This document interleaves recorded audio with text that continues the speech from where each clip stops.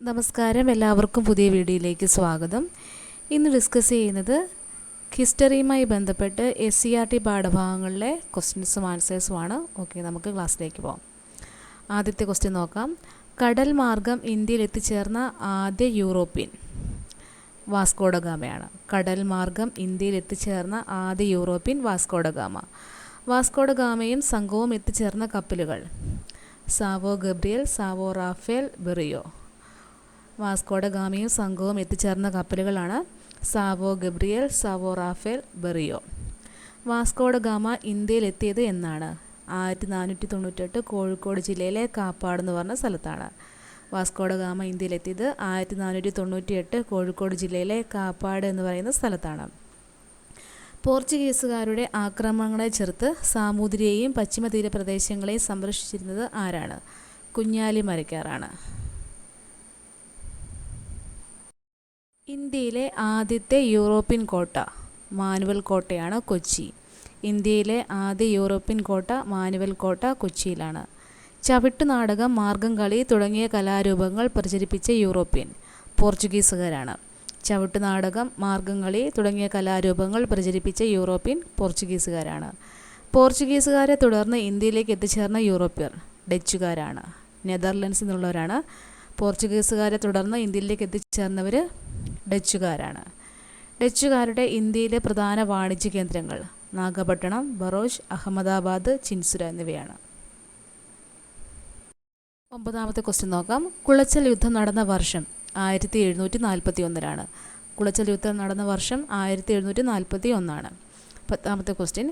കുളച്ചൽ യുദ്ധം ആരൊക്കെ തമ്മിലാണ് നടന്നത്? മാർത്താണ്ഡവർമ്മയും ഡച്ചുകാരും തമ്മിലാണ്. കുളച്ചൽ യുദ്ധം ആരൊക്കെ തമ്മിലാണ് നടന്നത്? മാർത്താണ്ഡവർമ്മയും ഡച്ചുകാരും.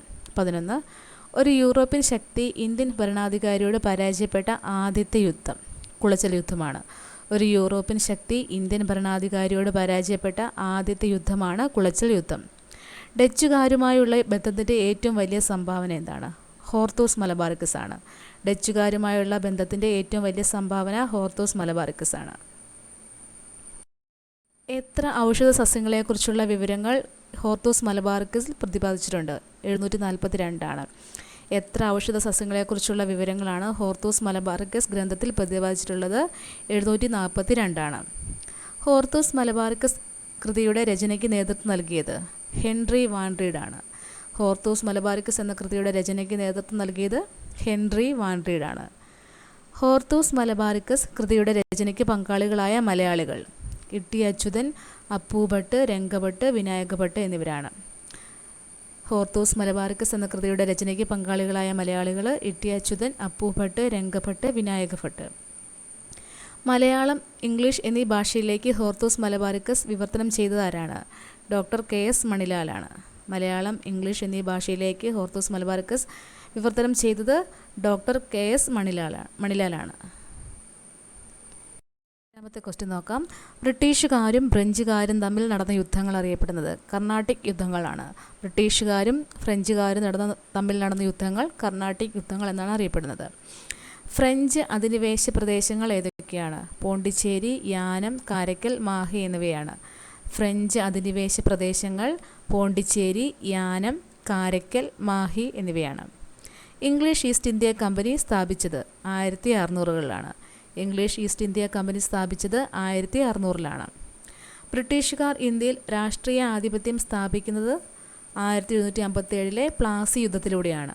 ബ്രിട്ടീഷുകാർ ഇന്ത്യയിൽ രാഷ്ട്രീയ ആധിപത്യം സ്ഥാപിക്കുന്നത് 1757 പ്ലാസി യുദ്ധത്തിലൂടെയാണ്.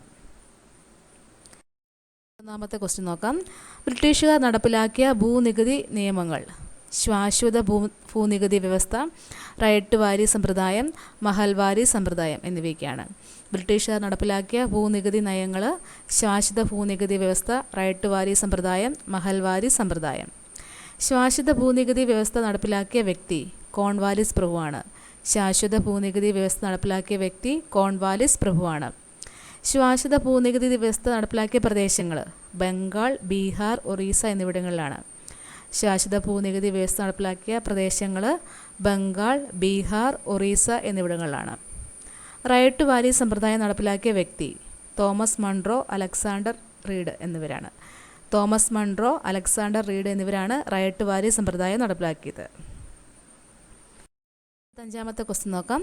റൈറ്റ് വാലി സമ്പ്രദായം നടപ്പിലാക്കിയ പ്രദേശങ്ങൾ ദക്ഷിണേന്ത്യ, ഡക്കാൺ എന്നിവിടങ്ങളിലാണ്. റൈറ്റ് വാലി സമ്പ്രദായം നടപ്പിലാക്കിയത് ദക്ഷിണേന്ത്യ, ഡക്കാൺ എന്നിവിടങ്ങളിലാണ്. മഹൽവാരി സമ്പ്രദായം നടപ്പിലാക്കിയ പ്രദേശങ്ങൾ ഉത്തരേന്ത്യ, മധ്യേന്ത്യ, പഞ്ചാബ് എന്നിവിടങ്ങളിലാണ്. മഹൽവാരി സമ്പ്രദായം നടപ്പിലാക്കിയത് ഉത്തരേന്ത്യ, മധ്യേന്ത്യ, പഞ്ചാബ് എന്നിവിടങ്ങളിലാണ്. നമ്മുടെ ദേശീയ ഗീതമായ വന്ദേ മാതരം എടുത്തിട്ടുള്ളത് ഏത് നോവലിൽ നിന്നാണ്? ആനന്ദമഠമാണ്. നമ്മുടെ ദേശീയ ഗീതമായ വന്ദേ മാതരം എടുത്തിട്ടുള്ളത് ആനന്ദമഠം എന്ന നോവലിൽ നിന്നാണ്. ആനന്ദമഠം എന്ന നോവൽ രചിച്ചത് ബങ്കിം ചന്ദ്ര ചാറ്റർജിയാണ്. ആനന്ദമഠം എന്ന നോവൽ രചിച്ചത് ബങ്കിം ചന്ദ്ര ചാറ്റർജിയാണ്. നീലം കർഷക കലാപം നടന്നത് എവിടെ? വർഷം 1859 നടന്നത്. ബംഗാളിലാണ്. നീലം കർഷക കലാപം നടന്നത് ബംഗാളിലാണ്. 1859 ബംഗാളിലെ നീലം കർഷക കലാപം ആരുടെ നേതൃത്വത്തിലായിരുന്നു? ദിഗംബർ ബിശ്വാസിൻ്റെയും വിഷ്ണു ബിശ്വാസിൻ്റെയും നേതൃത്വത്തിലായിരുന്നു. ഉൽഗുലാൻ അറിയപ്പെടുന്നത് മുണ്ട കലാപം എന്നാണ്. മുണ്ട കലാപം അറിയപ്പെടുന്ന മറ്റൊരു പേരാണ് ഉൽഗുലാൻ.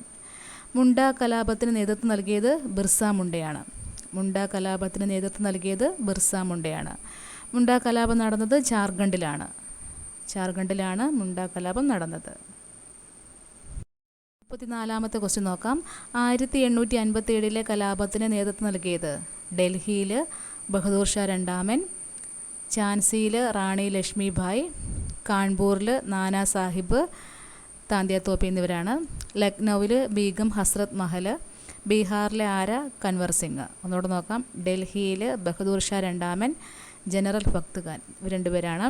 ഝാൻസിയിൽ റാണി ലക്ഷ്മിഭായ്, കാൺപൂരിൽ നാനാ സാഹിബ് താന്തിയ തോപ്പി, ലക്നൌവിൽ ബീഗം ഹസ്രത്ത് മഹൽ, ബീഹാറിലെ കൻവർ സിംഗ് ആണ്. 5-ാമത്തെ ക്വസ്റ്റ്യൻ നോക്കാം. ഇന്ത്യൻ പാർലമെൻറ്റിൽ ഛായാചിത്രം സ്ഥാപിച്ച് ആദരിക്കപ്പെട്ടിട്ടുള്ള ഏക ഗോത്ര ജനതയുടെ നേതാവാണ്? ബിർസ മുണ്ടയാണ്. ഇന്ത്യൻ പാർലമെൻറ്റിൽ ഛായാചിത്രം സ്ഥാപിച്ച് ആദരിക്കപ്പെട്ടിട്ടുള്ള ഏക ഗോത്ര ജനതയുടെ നേതാവാണ് ബിർസ മുണ്ട. ആറ്റിങ്ങൽ കലാപം നടന്ന വർഷം 1721. ആറ്റിങ്ങൽ കലാപം നടന്ന വർഷം 1721. ഇന്ത്യയിൽ ബ്രിട്ടീഷുകാർക്കെതിരെ നടന്ന ആദ്യകാല സംഘടിത കലാപം 1721 ആറ്റിങ്ങൽ കലാപമാണ്. ഇന്ത്യയിൽ ബ്രിട്ടീഷുകാർക്കെതിരെ നടന്ന ആദ്യകാല സംഘടിത കലാപമാണ് 1721 ആറ്റിങ്ങൽ കലാപം.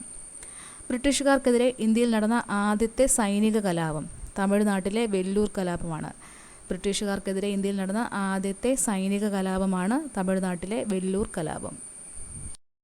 സൈനിക സഹായ വ്യവസ്ഥ നടപ്പിലാക്കിയത് ആരാണ്? വെല്ലസി പ്രഭുവാണ്. സൈനിക സഹായ വ്യവസ്ഥ നടപ്പിലാക്കിയത് വെല്ലസി പ്രഭുവാണ്. ദത്തവകാശ നിരോധന നിയമം നടപ്പിലാക്കിയത് ഡൽഹൌസി പ്രഭുവാണ്. ദത്തവകാശ നിരോധന നിയമം നടപ്പിലാക്കിയത് ഡൽഹൌസി പ്രഭുവാണ്. 1857 കലാപം ആരംഭിച്ചത് എവിടെയാണ്? ഉത്തർപ്രദേശിലെ മീററ്റിലാണ്. 1857 കലാപം ആരംഭിച്ചത് ഉത്തർപ്രദേശിലെ മീററ്റിലാണ്.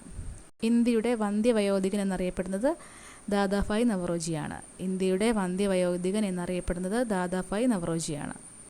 പ്രാർത്ഥനാ സമാജം സ്ഥാപിച്ചത് ആൽമാറാം പാണ്ഡുരംഗാണ്. പ്രാർത്ഥനാ സമാജം സ്ഥാപിച്ചത് ആൽമാറാം പാണ്ഡുരംഗാണ്. Poverty and British rule of India ആരുടെ പുസ്തകമാണ്? ദാദാഭായ് നവറോജിയുടേതാണ്.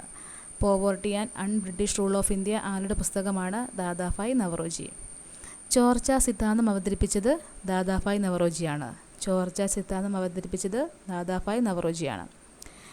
നീൽ ദർപ്പൺ എന്ന നാടകം രചിച്ചത് ആരാണ്? ദീനബന്ധു മിത്രയാണ്. നീൽ ദർപ്പൺ എന്ന നാടകം രചിച്ചത് ദീനബന്ധു മിത്രയാണ്.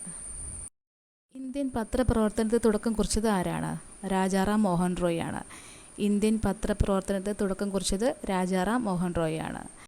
രാജാറാം മോഹൻ റോയ് ആരംഭിച്ച പത്രങ്ങൾ ബംഗാളി ഭാഷയിൽ സംവാദ് കൗമുദിയും പേർഷ്യൻ ഭാഷയിൽ മിറാത്ത് ഉൾ അക്ബറും. രാജാറാം മോഹൻ റോയ് ആരംഭിച്ച പത്രങ്ങളാണ് ബംഗാളി ഭാഷയിലെ സംവാദ് കൗമുദിയും പേർഷ്യൻ ഭാഷയിലെ മിറാത്ത് ഉൾ അക്ബറും. നാട്ടുഭാഷാ പത്ര നിയമം നടപ്പിലാക്കിയത് ആരാണ്? ലിട്ടൺ പ്രഭുവാണ്. നാട്ടുഭാഷാ പത്ര നിയമം നടപ്പിലാക്കിയത് ലിട്ടൺ പ്രഭുവാണ്. ബ്രഹ്മസമാജം സ്ഥാപിച്ചത് രാജാറാം മോഹൻ റോയ് ആണ്. ബ്രഹ്മസമാജം സ്ഥാപിച്ചത് രാജാറാം മോഹൻ റോയ് ആണ്.